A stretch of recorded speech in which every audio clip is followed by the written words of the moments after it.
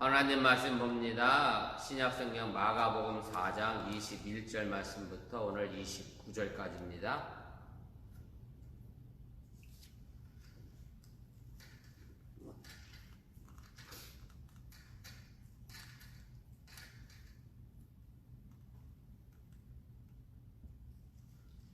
마가복음 4장 21절 말씀부터 우리 29절까지 좀 긴 내용이라 우리 한 절씩 교독하시고 우리 마지막 29절은 함께 읽도록 합니다. 또 그들에게 이르시되 사람이 등불을 가져오는 것은 날 아래나 평상 아래 두려 함이냐 등경 위에 두려 함이 아니냐. 주로 내려하지 않고는 숨긴 것이 없고 나타내려 하지 않고는 감추인 것이 없느니라. 들을 귀 있는 자는 들으라. 또 이르시되 너희가 무엇을 듣는가 스스로 삼가라.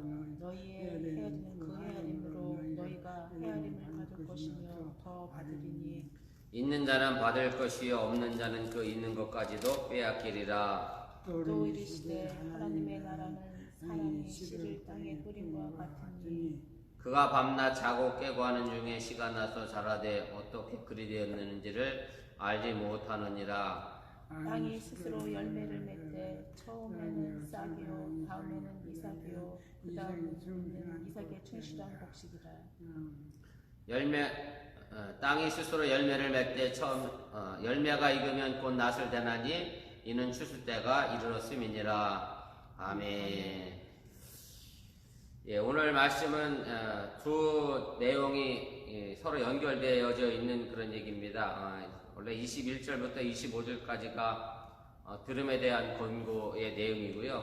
그 다음에 26절부터 29절이가 은밀하게 자라는 씨의 비유인데 내용상 짧아서 두 내용을 함께 연결시켜서 오늘 말씀을 공부하려고 합니다. 그렇게 하시고 오늘 말씀 먼저 보시기 바랍니다. 그래서 제가 들음에 대한 권고와 은밀하게 자라는 씨 비유라는 그래서 긴 제목이 생겨나게 됐고요. 그래서 이미 내용문해를 보시면 들음에 대한 권고와 그 다음에 은밀하게 자라는 씨 비유가 서로 다른 단락의 내용임을 제가 이미 나눠놨습니다. 내용문해와 기호 먼저 좀 살펴보겠습니다. 이제 들음에 대한 권고부터 보면 이 들음에 대한 권고는 짧은 내용이긴 합니다만은 그 내용 속에는 이미 두 개의 내용이 서로 결합되어져 있는 그런 내용입니다. 무슨 내용이냐면 오늘 21절, 22절 말씀에 보면 사람이 등불을 펴서 말이나 평상 아래 두지 않고 이제 등경 위에 둔다라는 등불 비유 내용이 하나가 있고요. 그 다음에 24절 전반절을 빼고 나서 그 후반절부터 보면 이런 얘기가 있습니다. 24절 후반절 너희의 헤아리는 그 헤아림으로 이렇게 시작해서 25절에 있는 자는 받을 것이요 없는 자는 그 있는 것까지도 빼앗기리라. 그래서 헤아림에 대한 권고가 서로 결합이 되어져 있습니다. 그리고 그 가운데 오늘 23절 말씀의 내용과 그 다음에 24절 전반절 내용의 이야기가 있는데 이제 들을 게 있는 자는 들을지어다 라고 하는 얘기가 이제 마가복음에서는 주로 사용하는 그런 문구의 내용인데 그래서 오늘 마가복음 저자가 등불에 비유하고 그 다음에 헤아림에 대한 권고의 말씀 그 사이를 연결시키고자 들을 게 있는 자는 들으라는 말씀으로 서로 연결시켜 내고 있음을 이제 보게 됩니다. 그 다음에 오늘 그 뒤에 나오는 26절부터 29절까지 은밀하게 자라는 이 씨 비유는 네 복음서 중에 유일하게 마가복음에만 나오는 그런 비유입니다. 마태복음과 그 다음에 누가복음에는 등장하지 않게 되고요. 물론 이제 마태복음하고 누가복음에도 이와 비슷한 비유가 하나 있긴 합니다. 그게 뭐냐면 그건 이제 가라지 비유입니다. 가라지.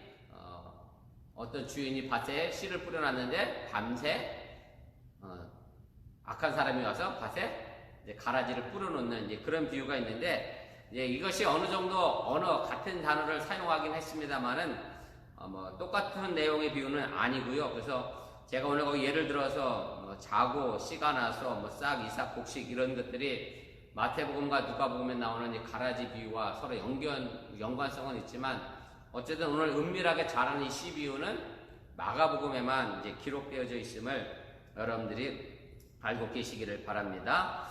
그 다음에 오늘 26절 말씀에 보면 이렇게 되어 있어요. 그래서 이 은밀하게 자라는 이 씨 비유가 사실은 어디와도 계속해서 연결되어져 있는 거냐면 우리 마가복음 4장 1절에 이미 예수님께서 무슨 말씀하셨느냐면 씨를 뿌린 사람의 비유에 관한 말씀을 하셨잖아요. 그래서 은밀하게 자란 이 씨 비유도 결국 예수님께서 말씀하셨던 씨 뿌리는 자의 비유와 서로 연결되어져 있는 그런 내용입니다. 그래서 26절 말씀에 보면 이렇게 시작해요. 또 가라사대라는 말로 이제 시작하면서, 그래서 어쨌든 씨 뿌린 자의 비유와 오늘 이 은밀하게 자란 씨 비유는 서로 같은 상황에서 연결되어 있음을 여러분들이 기억하시기를 바랍니다. 우리 본문주에 하나씩 살펴가겠습니다. 먼저 오늘 21절부터 22절 나와 있는 등불의 비유에 관한 얘기입니다. 제가 먼저 좀 읽어보고 함께 정리를 하겠습니다. 또 그들에게 이르시되 사람이 등불을 가져오는 것은 말 아래나 평상 아래에 두려 함이냐 등경 위에 두려 함이 아니냐. 드러내려 하지 않고는 숨긴 것이 없고 나타내려 하지 않고는 감춘 것이 없느니라. 이 말씀인데요. 오늘 이 등불 비유는 마태복음에도 이제 등장합니다. 마태복음 5장 15절 말씀에도 보면 이 등불 비유가 있는데, 근데 사실은 마태복음 5장 15절 16절에 나와 있는 이 등불과 오늘 이 마가복음에서 나오는 이 등불은 그 상징하는 의미가 서로 다릅니다. 여러분들이 상식적으로 좀 이해하시고 알아두시기를 바랍니다. 그래서 오늘 이 마가복음에 나와 있는 등불은 먼저 무엇을 의미하시는 거냐면, 등불이 사실은 말 아래나 평상 아래에 있어서는 안 되잖아요. 등불은 높은 것에 의해서 비춰져야 하는 건데, 마가복음에서 말하는 이 등불은 누구를 말하는 거냐면 바로 예수 그리스도를 가리키는 겁니다. 예수 그리스도가 자연스럽게 감추어지지 않고 드러나게 될 것이다라는 말로 설명하게 되는 겁니다. 그래서 22절 내용이 사실은 그래서 쓰여졌어요. 드러내려 하지 않고는 숨긴 것이 없고 나타내려 하지 않고는 감춘 것이 없다라고 하면서, 어쨌든 마가복음에서는 이 등불이 예수 그리스도를 나타내고 있고요. 마태복음에도 이 등불에 관한 이야기가 똑같이 나와요. 등불은 뭐 말 안에나 평상 아래 두지 않는다. 그러면서 결론의 내용은 조금 다르게 돼 있어요. 어떻게 돼 있느냐면, 제가 뒷장 넘겨보시면 제가 마태복음 5장 15절 16절 말씀을 기록해 놨는데, 여러분들이 미리 예습하셔서 아마 읽어보셨을 거라 생각이 되는데 제가 한번 읽어보겠습니다. 사람이 등불을 켜서 말 아래 두지 아니하고 등경 위에 두나니 이러므로 집안 모든 사람에게 비추느니라. 사실은 여기까지는 마가복음 내용과 별 차이가 없습니다만은 그 16절 말씀이 마태복음에서 적용을 다르게 합니다. 이같이 너희 빛이 사람 앞에 비추게 하여 그들로 너희 착한 행실을 보고 하늘에 계신 너희 아버지께 영광을 돌리게 하라. 그래서 마태복음에서는 여기 나와 있는 이 등불을 착한 행실로 라고 그 의미를 바꾸고 변화시켰다는 사실을 여러분들이 기억을 하시기를 바랍니다. 제가 들었던 말씀 중에 이미 있었을 것 같은데요. 마태복음은 사실은 누구에게 기록한 거냐면 유대인들에게 기록한 책입니다. 유대인들을 대상으로 쓴 책이에요. 그래서 마태복음에는 다른 복음서에 비해서 굉장히 행함이 강조가 되어 있습니다. 왜냐하면 그 사람들은 이미 유대인으로서 기독교인이 된 사람들이기 때문에 예수 그리스도를 이미 잘 알고 있는 사람들이기 때문에 초신자들이 아니라서 그 사람들에게는 믿음이 있으면 그 믿음을 가지고 많은 사람들에게 자꾸 착한 행실로 나타내고 드러내라. 그래서 마태복음에 대표적으로 나와 있는 게 이런 얘기죠. 주여 주여 하는 자마다 다 하늘나라에 가는 게 아니라 하나님 말씀을 뜻대로 행하는 사람이 가야 한다. 그래서 마태복음에서는 그렇게 행함이 강조가 되어져 있기 때문에, 그래서 오늘 사실은 마가복음에서는 이 등불이 그리스도임을 나타내지만 마태복음에서는 그 적용을 착한 행실로 그 상징적 의미를 바꿨다고 하는 것을 여러분들이 이해하시기를 바랍니다. 3번입니다. 오늘 여기 말이라고 하는 것이 등장하게 되는데, 물론 이제 성경상 보면 꼭 이게 말 타는 말처럼 생각이 됩니다만은, 한국에도 말이라는 곡물을 재는 도구가 있었잖아요. 한 말은 장로님 몇 대죠? 한 말이면 10대가 모여야 한 말이 돼요. 그래서 또 10마리 모이면 어떻게 되죠? 한 가마. 네, 한가마가 돼요. 맞습니다. 그래서 우리나라는 사각형으로 된 작은 게 보통 2대짜리를 써서 5번 넣으면 한 마리 되고, 작은 데는 10번 넣어야 한 마리 되고, 네, 이런 식인데, 근데 한국의 말은 그래서 큰 통으로 돼 있잖아요. 그래서 큰 통으로 돼 있는데 그게 정확히 얘기하면 18리터 정도 됩니다. 그런데 유대인들이 사용하는 이 도량형 기구 말은 그것보다는 작아요. 제가 여기 8.5리터 정도의 그릇을 이야기한다라고 이제 써놨는데, 그래서 이 말이라고 하는 것이 유대인들은 집집마다 꼭 가지고 있었어요. 왜 가지고 있었냐면, 우리나라는 말은 보통 쌀장소나 가지고 있지 집에서는 가지고 있지는 않잖아요. 되는 갖고 있어요. 되는 갖고 있는데 말은 잘 안 갖고 있었던 것 같아요. 제 어렸을 시절 기억해 보면. 근데 유대인들은 이 말을 왜 집집마다 가지고 있었느냐면, 그 말을 가지고 뭘 했느냐면 11조를 내야 됐기 때문에, 곡물에 대한 11조를 내야 됐기 때문에 그 말을 반드시 가지고 있었고, 그래서 말은 어쨌든 영어 성경에는 볼이라고 하는 단어로 번역이 돼서 그릇인데, 어쨌든 유대인들 집에는 말이 항상 있었습니다. 그리고 또 그 말을 가지고 유사시에는 지금은 뭐 전기불을 켭니다만은 예전에는 뭐 2000년 전에 뭐 전기불을 켰겠어요? 다 초나 무슨 등불을 켰겠죠. 그래서 등잔불을 켰겠죠. 그래서 그 등불을 빠르게 끄기 위해서 또 말 가지고 등잔을 덮는 일도 있었고, 그래서 유사시에는 이 말이라고 하는 것이 화재 예방에도 쓰이게 됐다라고 하는 얘기입니다. 그래서 이제 등불이라고 하는 것이 이제 5번입니다. 5번에 보면 등불이라고 하는 것이 원래 높은 데 있어서 밝혀져서 많은 사람들에게 비춰주기 위해서 존재하는 것이지, 그게 말 아래 숨겨져 갖고서 이렇게 등불이 켜졌는데 그걸 끄기 위해서 다시 켜는 건 아니잖아요. 그래서 어쨌든 등불의 원래적 기능을 감당하기 위해서는 말이나 평상이 아니라 등경 위에 있어야 함을 이야기하는 게 됩니다. 오늘 이 평상이라고 하는 힐라우 단어가 이제 클리넨인데 영어 성경에는 베드라고 번역이 되어 있습니다. 쉽게 말하면 이제 침대죠, 침대. 침상이라고 하는 얘기고, 그래서 사실은 등불을 켜서 침대 밑에, 침상 밑에 둘 수는 없습니다. 물론 등불의 원래적 기능도 문제이긴 합니다만은 촛불을 침대 밑에 켜두면 어떻게 되겠어요? 합리적으로도 이해가 안 되는 부분이죠. 불이 날 수도 있는 상황이라 절대로 등불은 말이나 평상 밑에 두어서는 안 되는 것이다 라고 하는 얘기입니다.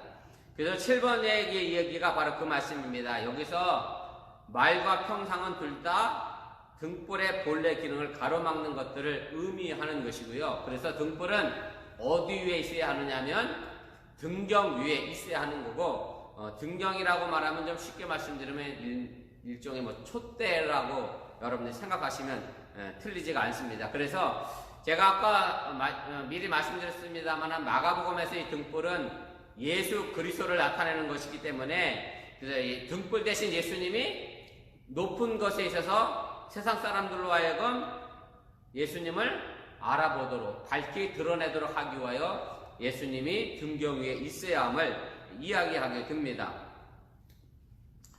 이제 10번입니다. 그래서 등불이 등경 위에 있을 때 밝은 빛은 온 집안 사람들을 비추는 것이고, 이것이 바로 등불을 등경 위에 두는 이유고요. 그래서 그리스도께서 오신 것도 자신을 드러내려고 결과적으로 오신 것이지, 자신을 자꾸 감추려고 하거나 숨기려고 오신 게 아시고, 또 예수님이 오심으로 말미암아 함께 따라왔던 하나님의 나라 또한 자꾸 감춰져 있는 것이 아니라 자꾸 드러내기 위해서 오신 거기 때문에, 그래서 결국 숨겨진 것은 언젠가는 드러나고 마련이다라고 하는 22절의 결론적인 이야기를 하고 있음을 여러분들이 기억하시기를 바랍니다. 그래서 제가 1번에 12번 제가 한번 읽어보겠습니다. 숨겨진 것은 결국 언젠가는 드러나기 마련입니다.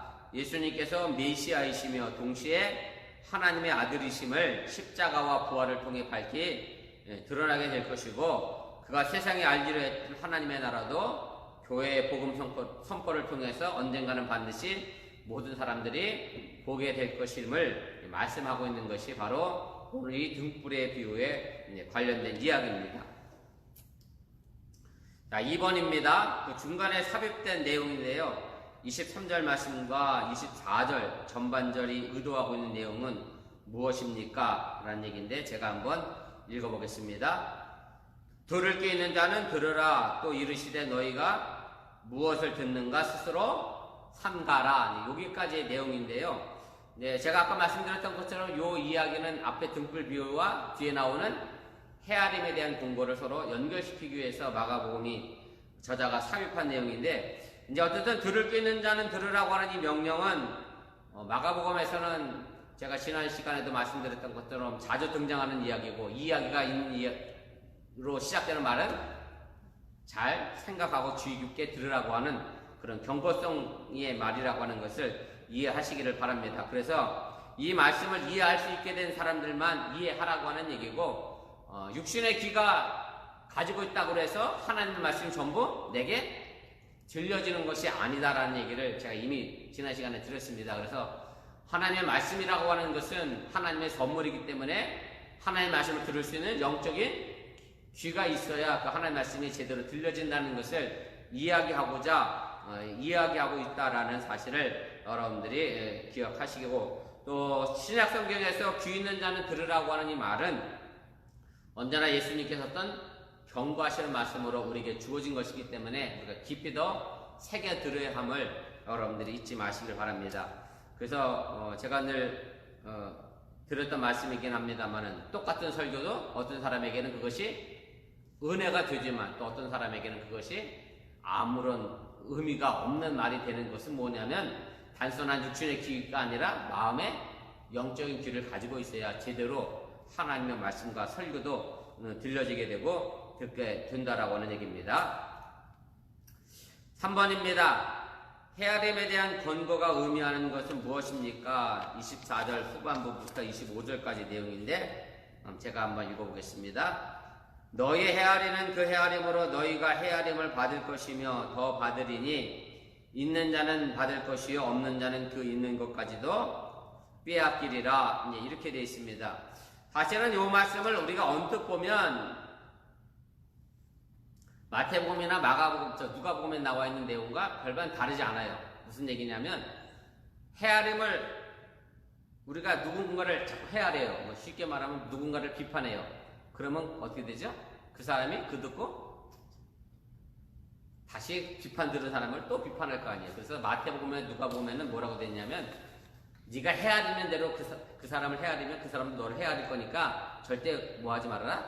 헤아리지 말라. 쉽게 말하면 남을 비판하지 말라라는 의미로 이제 쓰여져 있습니다. 그래서 이것이 일반적으로 우리가 알고 있는 얘기인데, 마가복음에서는 그 의미로 여기에 쓴 건 아닙니다. 말이 사실은 좀 맞진 않잖아요. 갑자기 무슨 얘기냐면, 예수 그리스도에 대한 등불의 비유를 얘기하다가 뜬금없이 갑자기 비판하지 말라라는 말은 서로 문맥상 이게 어울리지가 않아요. 그래서 마가복음에서 이야기하는 헤아림은 그 의미가 아님을 다시 한번 상기하시기를 바라고, 또 왜 그러냐면 바로 앞에 나와 있는 23절과 24절 그 전반부의 내용이 아까 뭐였죠? 들을 귀 있는 자는 들으라라는 말로 연결되어져 있거든요. 그래서 그럼 뭘 잘 헤아리라고 하는 말의 의미냐면, 뒷장으로 넘어가면 3페이지 제일 위에 기록됐을 텐데 이 얘기입니다. 예수님이 전하시는 복음을 어떻게 들으라? 주의 깊게 들어라. 잘 헤아려서 들어라 라는 의미로 오늘 마가복음에서는 사용하고 있음을 여러분들이 깨달으시기를 바랍니다. 그래서 오늘 이렇게 돼 있어요. 너희의 헤아리는 그 헤아림으로 너희가 헤아림을 받을 것이며 어떻게 해요? 더 받으리니. 그래서 하나님의 말씀을 주의 깊게 잘 듣고 하나님의 말씀에 대하여 좀 더 알고자 하는 사람들에게는 하나님의 음성이 자꾸 어떻게 될까요? 더 들려지게 되죠. 그래서 우리가 더 많이 받게 되는 거예요. 설교라는 것도 마찬가지예요. 여러분들이 주일날 와서 한 30분 정도 설교를 듣는데, 30분 정도 설교를 들으면서 집에 쌀만한 고구마를 생각하면서 듣는 거와, 목사님이 오늘 내게 하나님의 말씀을 어떻게 들려주시는가 주의 깊게 듣는 사람과의 헤아림, 뭘까요? 받는 은혜의 차이는 분명 크다라고 하는 얘기고, 뭐 학교에서도 마찬가지겠죠. 학생이 선생님이 가르치고 있는데 딴 생각하고 듣는 학생하고 선생님의 말씀을 잘 주의 깊게 듣는 아이하고 배우는 정도는 분명 다르게 나타나는 것과 마찬가지로, 오늘 여기 이 헤아림이라고 하는 것이 바로 그것입니다. 들을 수 있는 자는 들으라와 연결되어서 예수님의 말씀을 얼마나 잘 헤아리는 사람에 따라서 그 은혜가 내게 주어지는 것이 다르게 된다라고 하는 얘기입니다. 그래서 2번, 3번의 이야기를 제가 연이어서 설명을 드렸습니다. 제가 한번 읽어보겠습니다. 즉 하나님의 말씀의 풍부한 의미는 듣는 사람이 얼마나 주의 깊게 듣는가에 비례해서 이해된다는 말씀입니다.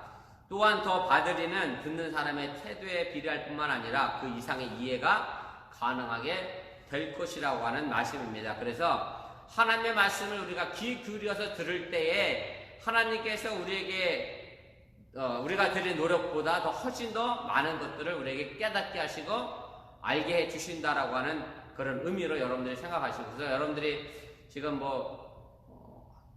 성경 이어쓰기를 열심히 하고 계십니다만은 단순히 글자만 쓰지 마시고 이 말씀이 오늘 내게 뭐라 말씀하시는가 또 주의 깊게 듣고 이해하시고 바라보려고 노력하시고 또 애쓰시기를 바랍니다.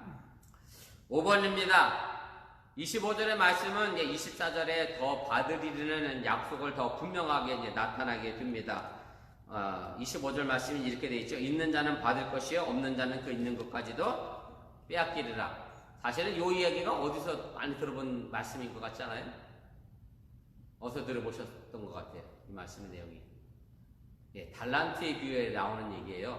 5달란트 받았던 사람, 그 다음에 2달란트 받았던 사람, 1달란트 받았던 사람이 열심히 일했잖아요. 그래서 5달란트 받은 사람은 또 5개 남겼고, 2달란트는 또 2개 남겼고, 1달란트는 또 땅속에 파묻어 놓고 아무 일도 하지 않았잖아요. 그때 예수님께서 하신 말씀이 이 얘기예요.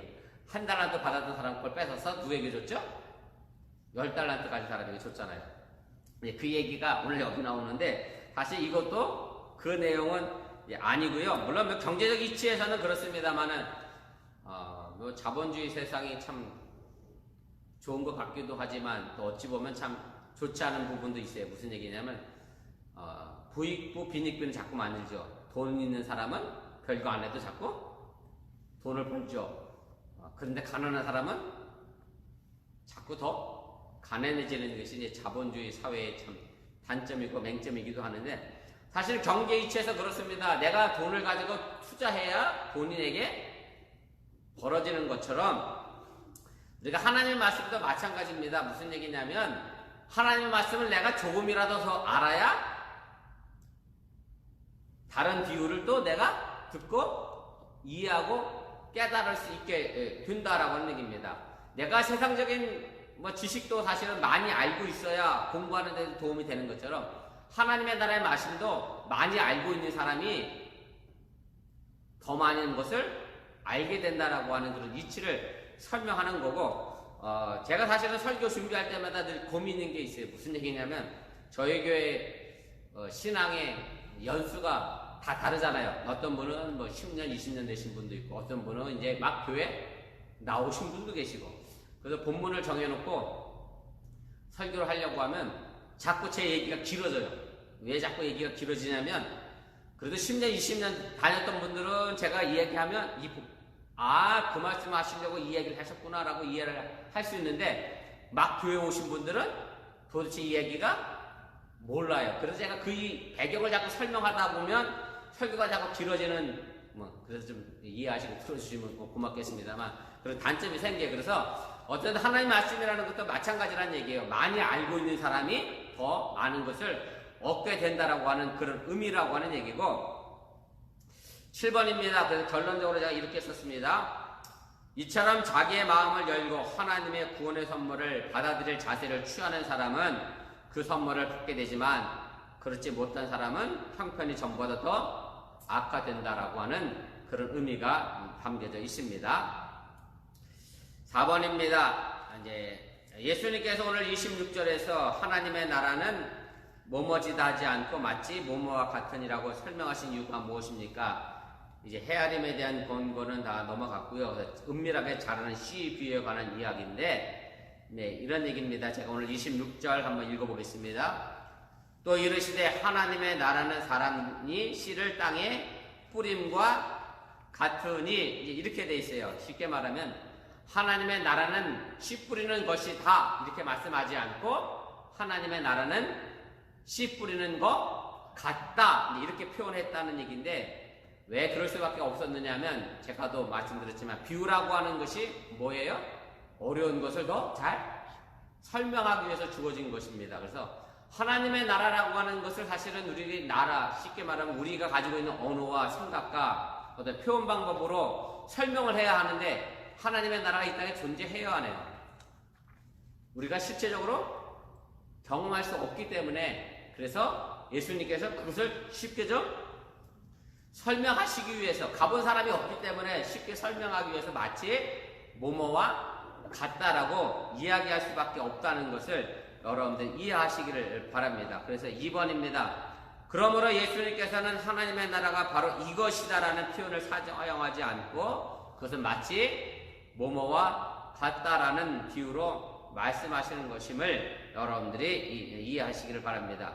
그래서 여러분들 또 하나 오해하지 말 것이 하나 있습니다. 무슨 얘기냐면 제가 아까 하나님의 나라를 우리가 온전하게 체험을 못하니까 예수님이 이럴 수밖에 없다라고 얘기했더니 그러면 하나님의 나라는 마치 뜬구름 같은 거냐 이렇게 생각할 수 있습니다만 결코 그것은 아니라고 하는 얘기고 하나님의 나라는 분명히 존재하고 있지만 그것이 그렇게밖에 우리가 표현할 수밖에 없는 것임을 여러분들이 이해하시라고 하는 얘기입니다. 그래서 대표적으로 우리가 한번 생각해야 될 것이 뭐냐면 요한계시록에 나와 있는 하나님의 나라예요. 요한계시록에 나와 있는 하나님의 나라. 요한계시록에 하나님의 나라가 어떻게 돼 있어요? 막 길은 뭘로 깔려 있어요?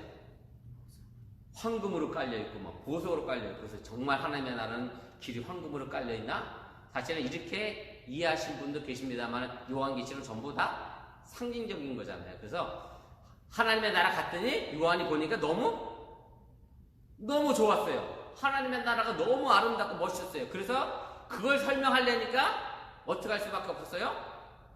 보석이 깔려있다고 설명한 거지 뭐 우리가 실제로 하나님의 나라의 길바닥은 보석이 깔려있고 황금이 지천에 널려있는 것으로 우리가 그렇게 이해하는 부분은 어찌 좀 오류가 있을 수 있다는 사실을 여러분들 꼭 염두에 두시기를 바랍니다. 그래서 하나님의 나라라고 하는 것은 분명 실제적으로 존재하는 것이고 다만 그것을 우리식으로 우리가 가지고 있는 언어 가지고 표현하려고 하다 보니까 그것을 그렇게밖에 설명할 수밖에 없었던 사실을 여러분들이 이해하시면 되겠습니다. 조금 더 쉽게 말씀드리면 이렇게 할 수도 있겠죠. 여러분들의 자녀에게 여러분들이 뭔가 경험한 것을 설명하려고 하는데 아무 설명해도 못 알아들을 때가 있어요. 그러면 결국 누구의 눈높이에 맞춰야 돼요. 네, 어린아이의 눈높이에 맞춰 설명해야 되잖아요. 내가 망고라는 과일을 먹었는데 그게 너무 맛있어. 근데 이 아이가 맹고를 먹어본 적이 없어. 그럼 어떻게 설명하겠어요? 네가 먹은 사탕맛 같아. 그것처럼 너무 달고 맛있어. 이럴 수밖에 없는 것처럼 하나님의 나라도 그럴 수밖에 없었다는 사실을 여러분들이 이해하시고 그래서 우리가 인식하든 인식하지 못하든 간에 하나님의 나라는 우리가 지금 실제로도 경험하고 있다는 사실을 여러분들이 잊지 마시기 바랍니다. 그래서 요한복음에도 나와 있습니다만 하나님의 나라는 것은 이랬습니다. 초현실적인 거예요. 이 우리의 현실을 벗어난 것이에요. 그럼 분명 하나님의 나라입니다. 그러나 동시에 하나님의 나라는 또 어디에 있어요?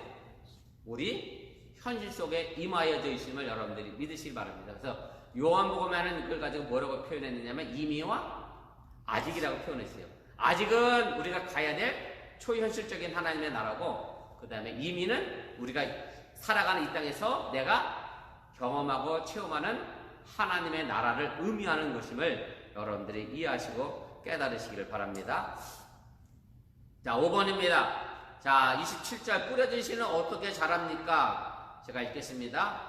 그가 밤낮 자고 깨고 하는 중에 씨가 나서 자라되 어떻게 그리 되는지를 알지 못하느니라 이렇게 돼 있는데 밤낮 자고 깨고 하는 중에라고 하는 이 표현은 씨가 자랐는데 그만큼 시간이 필요하다는 것을 의미하는 거고 또 씨는 씨를 뿌린 사람의 의지와 노력과는 관계없이 자란다는 것을 우리에게 알려주는 이제 그런 내용입니다. 그래서 예수님께서 오늘 여기 씨 뿌리는 사람을 가지고 이제 사람이라 농부다라고 이제 하지 않고 구체적으로 누구라고 지칭하지 않으시면서 27절에 그냥 그가 라는 말로 설명을 해요. 그가 예전 성경 개혁개정에는 여기 개혁 성경에는 여기 뭐라고 되어 있냐면 그도 아니고 저가 이렇게 되어 있어요. 중성으로 설명을 해놨어요. 왜 그럴 수밖에 없었느냐면 오늘 여기서는 뭐가 강조가 되는 것이 아니냐면 씨를 뿌린 사람이 누군지가 중요한 건 아니에요.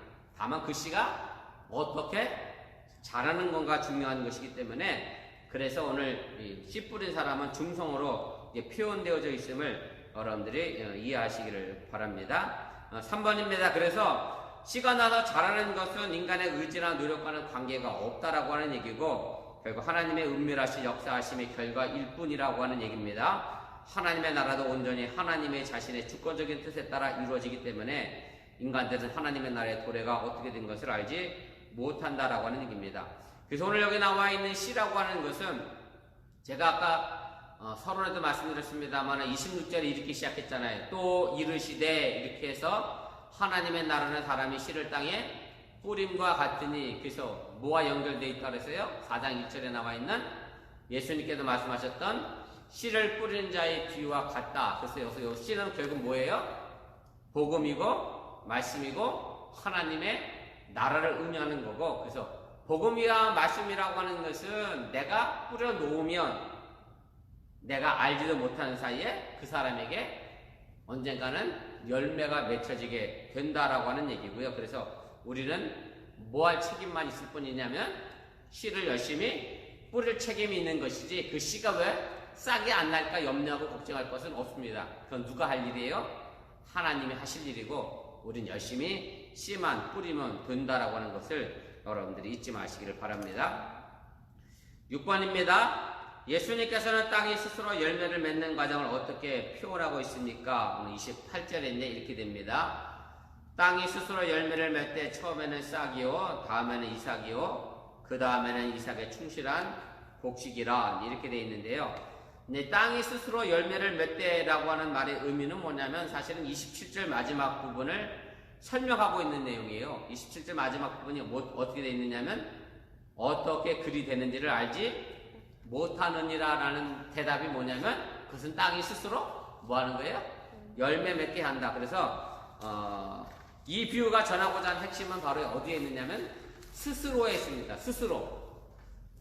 그래서 여기서 예수님께서 강조하시고자 하는 것은 이제 스스로라고 하는 얘기고, 그래서 하나님의 나라는 결국 그렇습니다. 이 복음이라고 하는 것은 사람이 그것을 받아들이느냐 아니면 그것에 대해서 내가 믿으려고 노력하느냐 이런 결과가 아니라 때가 되면 스스로 자동적으로 오는 것임을 강조하고 있다라고 하는 얘기입니다. 그래서 우리가 이 은혜라는 것도 마찬가지입니다. 어떤 사람들은 10년, 20년 다녀서도 하나님 은혜를 깨닫지 못하고 사는 사람도 있고, 어떤 사람은 하루 이틀 교회 다녔어도 하나님 은혜를 알고 깨닫는 사람도 있고, 그래서 사실은 스스로입니다. 내가 하나님 은혜를 알아야지 한다고 해서 알아야지는 것이 아니라고 하는 얘기고, 결국 어떻게 알아줘야 되냐면 내가 하나님의 은혜 속에 들어가 깨달아지게 될 때 우리가 그것을 알게 되는 것이라고 하는 얘기고, 그래서 하나님의 나라라고 하는 것은 결국 사람에 의하여 좌지우지되는 것은 결코 아니라고 하는 얘기고요. 하나님께서 스스로 하나님의 나라를 때가 되면 오게 만드시고 임하게 하신다라고 하는 것을 여러분들이 이해하시기를 바랍니다. 3번입니다. 예수님께서는 땅이 열매 맺는 과정을 처음에는 싹이요 다음에는 이삭이요 그 다음에는 이삭의 충실한 곡식으로 설명하고 있습니다. 즉 하나님의 나라는 처음에 아주 작고 미미한 곳에서부터 시작되어 인간들이 느낄 수 없을 만큼 서서히 성장하지만 시간이 흘러갈수록 그 나라는 확장되어져 가고 결국에는 완전히 하나님의 나라가 이루어진다는 것을 말씀하기 위하여 오늘 28절의 말씀의 이야기를 하게 됩니다. 자, 29절 마지막입니다. 열매가 익으면 곧 낫을 대나니 이는 추수 때가 이르렀음이라 이렇게 되어 있습니다. 그래서 이 이야기는 결국 예수님께서 말씀하시는 종말의 때, 심판의 때를 이야기하시는 것이고 그것을 표현한 그런 내용입니다. 사실 오늘 이 말씀의 내용은 구약성경 요엘서에 나와 있는 이야기를 예수님께서 인용하셨습니다. 요엘서 보면 이렇게 되어 있어요. 제가 읽어보겠습니다. 요엘서 3장 13절입니다. 너희는 나설수라 곡식이 이것도다 와서 밟을지어다 포도주 틀이 가득히 차고 포도주 독이 넘치니 그들의 악이 크미로다. 그래서 요엘 선지자가 했던 하나님의 말씀인데 요엘 선지자가 이 이야기를 왜 했느냐면 하나님께서 마지막 때 뭐 하시겠다는 얘기냐면 심판하시겠다고 하는 얘기입니다. 물론 단지 현실적으로는 이스라엘 백성들이 지금 죄악 중에 있기 때문에 하나님이 뭐 하시겠다? 너희들을 심판하시겠다고 하는 얘기고, 결국 예수님께서 오늘 여기 말씀하시는 것은 이제 심판의 때가 반드시 온다라는 것을 이야기하는 겁니다. 뭐 심판을 강조하는 게 아니고 그 시점이 언제인지 모르지만 심판의 때는 반드시 온다라는 것을 말씀하고 있다라고 하는 얘기고, 우리 기독교 역사가는 직선이잖아요. 직선. 쉽게 말하면 꼭 끝을 이야기하지 않아도 이미 끝은 뭐에 돼 있어요? 결정이 돼 있는 거예요. 이미 시작 속에 뭐가 있어요? 끝이 담겨져 있는 거예요. 죄송스러운 말씀입니다만 제가 태어났으면 저는 뭐가 꼭 보장돼 있어요? 예, 죽는 것이 보장돼 있는 것처럼 시작은 반드시 끝을 포함하고 있는 거예요. 그것이 오늘 예수님께서 하시는 말씀의 내용이고, 결국 우리가 이 땅에서 시작을 시작했으면 반드시 그 끝도 우리에게 온다라고 하는 얘기고, 하나님의 나라도 시작을 했으면 그 시작은 반드시 어떤 결과를 가져오게 돼 있어요? 끝이라는 결과를 가져오게 되고 심판이 오게 될 것이라고 하는 것을 이야기한다라고 하는 얘기입니다. 2번입니다. 제가 2번 한번 읽어볼게요. 그러나 여기서는 초점이 심판보다는 심판의 때, 즉 어떤 결정적인 시점에 오게 되는 종말에 있다라고 하는 얘기고, 시작이 있으면 끝이 오기 마련이며 끝은 이미 시작 속에 하나님의 약속으로 감춰져 있다라고 하는 얘기입니다.